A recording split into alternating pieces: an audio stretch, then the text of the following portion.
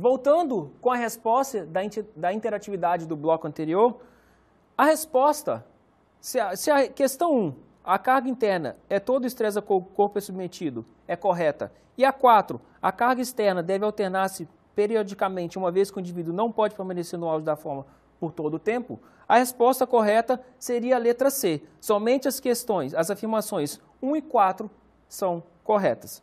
Nesse bloco, especificamente, irei falar sobre os componentes do treinamento físico. Esses componentes são várias características ou fatores que podem influenciar o desempenho de uma pessoa ou de um atleta. Esses componentes são divididos em componentes técnicos, físicos, táticos, intelectuais e psicológicos. Lembrando que o somatório e a interação entre esses componentes ou esses fatores justamente determinam o sucesso de uma pessoa ou de um atleta numa modalidade esportiva. Não tem um componente, por exemplo, que é maior do que o outro. O componente físico é maior do que o tático. Não. Da mesma maneira, o componente técnico é maior do que o físico. Não, de maneira nenhuma. Justamente esta interação entre os componentes vão justamente determinar o sucesso dentro da modalidade. Iniciando então sobre o componente físico. O componente físico ele é caracterizado pelas capacidades motoras condicionais ou condicionantes. Antigamente, usava-se um termo conhecido como capacidades físicas. Essas capacidades motoras são caracterizadas justamente pela força, velocidade, resistência e flexibilidade, que justamente são trabalhadas numa sessão de treinamento. Essa sessão de treinamento tem que ser a mais próxima possível ou mais semelhante possível em relação ao esporte ou à modalidade que esse atleta trabalha, para justamente transferir o que está sendo trabalhado nessa sessão de treinamento para justamente o dia da modalidade ou o dia do jogo que essa pessoa vai realizar. Da mesma maneira, existe uma característica que é justamente esse potencial, que essas características têm, ou no caso, essas capacidades motoras têm, de gerar um estresse no corpo. E dessa maneira, gerar justamente uma adaptação e uma melhora do desempenho para justamente no dia do jogo ou no dia da prática, da competição, esse atleta ter um maior desempenho em comparação às outras etapas ou aos outros jogos que ele realizou.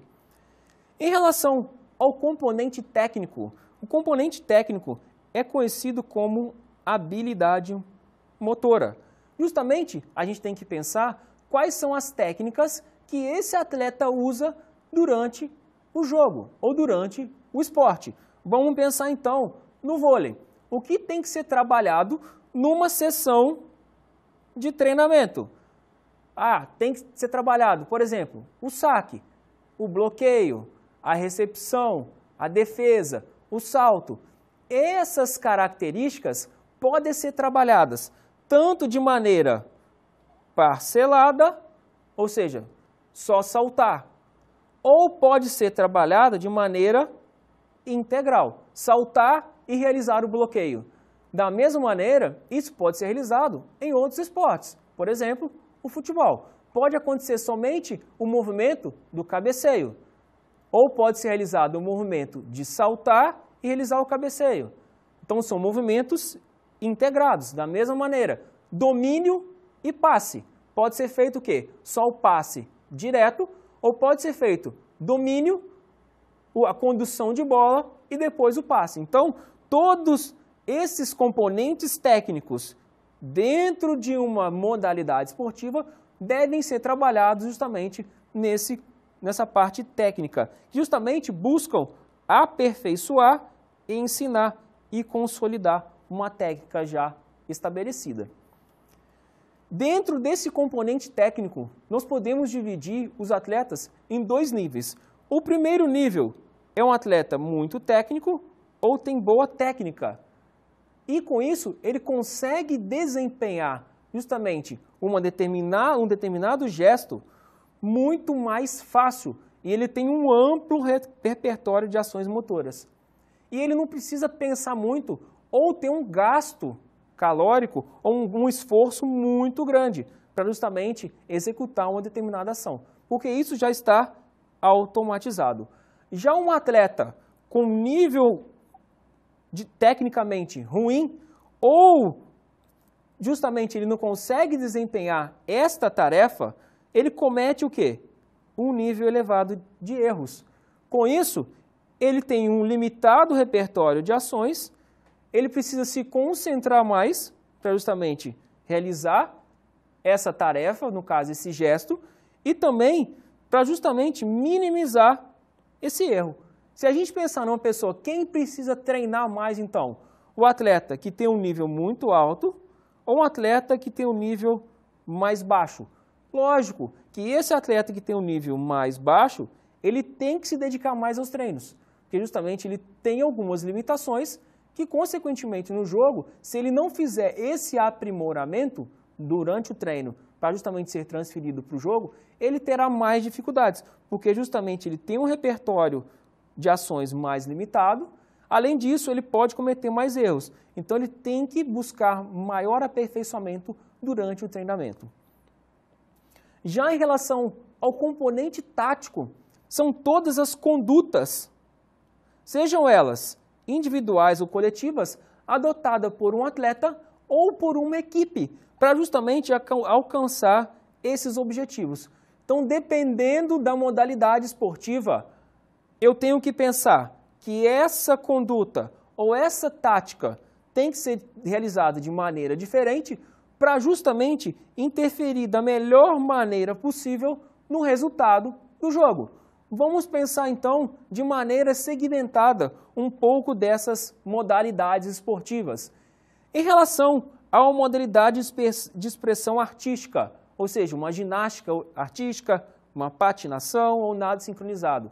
Dependendo do nível dos atletas da competição, esse atleta justamente pode colocar elementos com nível maior ou elementos com nível menor. Então, isso é uma estratégia, porque justamente existem fases de classificação e fase final dentro dessas provas. Então, eu não preciso, muitas vezes, o atleta pensar que ele tem que colocar um elemento com um grau de dificuldade maior numa fase classificatória, porque isso é uma estratégia, ele só quer classificar para a etapa final. Já na etapa final, dependendo do nível dos atletas, já se sabe mais ou menos a pontuação de cada elemento que é executado.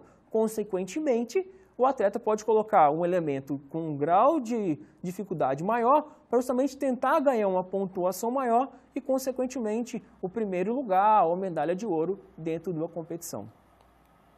Uma outra modalidade justamente são os saltos, arremessos, lançamentos e o levantamento de peso. Ou seja, são modalidades mais características do atletismo. Nessas modalidades específicas, o atleta pode realizar um gesto, ou seja, realizar um esforço inicial e, consequentemente, nas outras tentativas, ele pode realizar um esforço menor ou até mesmo não realizar. Então, dependendo da característica da prova, o atleta pode o quê? Economizar energia, se poupar para a realização de outras fases posteriores, principalmente quando ele sabe o nível dos competidores, o que está acontecendo dentro da competição e também se existe uma fase classificatória e depois uma fase final. Então ele consegue se poupar na fase classificatória para justamente colocar o seu máximo na fase final, que justamente vai definir quem serão os primeiros colocados. Dentro das provas cíclicas, ou seja, do atletismo, ciclismo, natação e do remo, existe também essa parte de poupar, principalmente quando também existe uma fase classificatória. Então, essa fase classificatória é justamente o atleta se poupa, porque, por exemplo, vão passar os 3 primeiros de cada bateria. O atleta não necessariamente precisa ser o primeiro colocado. Então, ele consegue poupar passando os 3 primeiros, porque ele sabe que dentro dessa classificação, ele já tem o quê? Pontuação, já tem classificação para ir para a fase final. Já na parte coletiva, ou seja, Futebol, basquete, vôlei, os esportes de combate também entram, o handball e por aí vai.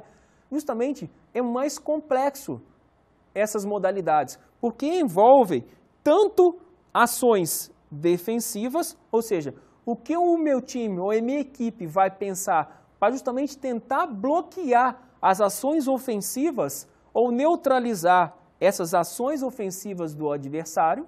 Da mesma maneira, tem que se pensar no outro lado do campo ou no outro lado da quadra, que são justamente as ações ofensivas ou de ataque, ou seja, quais são as estratégias que a minha equipe tem que realizar para justamente furar, no caso, o bloqueio ou passar por justamente essas ações defensivas que a equipe adversária se propôs a fazer. Então, dentro desse contexto, é bem mais complexo, até porque tem mais pessoas envolvidas dentro dessa atividade. Tá?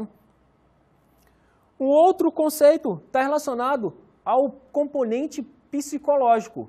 Nós temos que pensar que hoje existe muito trabalho com os atletas, principalmente de alto rendimento, com esse componente. Porque a gente não pode pensar somente no componente técnico, tático, mas a gente tem que pensar também no componente psicológico. Ou seja, o atleta tem que raciocinar justamente nesses atributos mentais.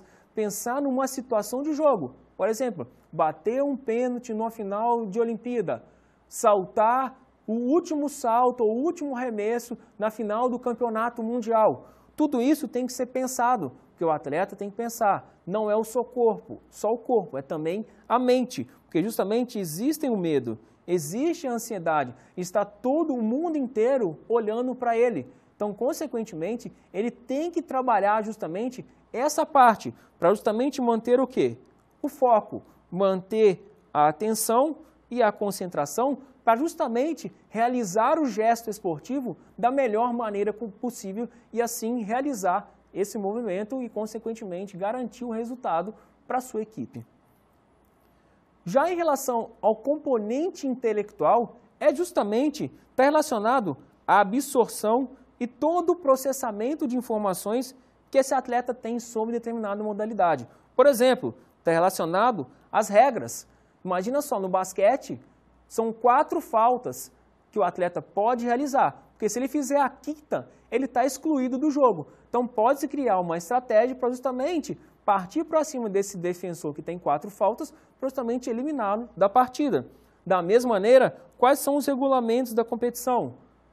Se o atleta toma um cartão amarelo, se ele tomar 2 cartões amarelos, será que ele está excluído? Se ele tomar 3 cartões amarelos, será que ele está excluído? Um cartão vermelho, quantas partidas ele vai ficar fora do jogo? 1, 2, 3 e por aí vai. Da mesma maneira, quais são as táticas adotadas pelo adversário? Fazer essa leitura de jogo, justamente, cria características justamente de mudar o jogo sem um auxílio externo. Imagina, no meio do jogo, não dá para parar. O atleta tem que ter esse domínio da tática para justamente mudar o jogo ou conversar com os companheiros para chegar no resultado, que é justamente num gol ou numa cesta. Da mesma maneira, eu tenho que pensar no papel tático, ou seja, o atleta tem que ser preciso nesse papel tático e justamente buscar uma liderança e justamente são os pressupostos inatos. Cada um tem uma característica intelectual, tem uma leitura de jogo. Com isso, por isso que surgem alguns líderes e outros têm menor liderança. Então, com isso, os atletas têm o quê? Uma sobreposição em relação aos outros, tanto técnica e muitas vezes intelectual, para justamente comandar uma determinada equipe numa atividade esportiva. Tá? Então, para finalizar, vamos à nossa interatividade.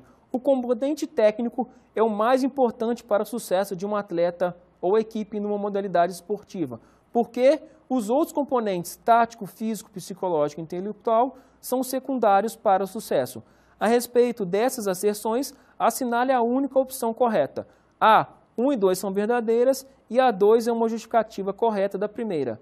B, 1 e 2 são verdadeiras, mas a segunda não é uma justificativa correta da primeira. C, 1 é verdadeira e a 2 é falsa. Letra D, 1 é falsa e a 2 é verdadeira. E letra E, 1 e 2 são falsas.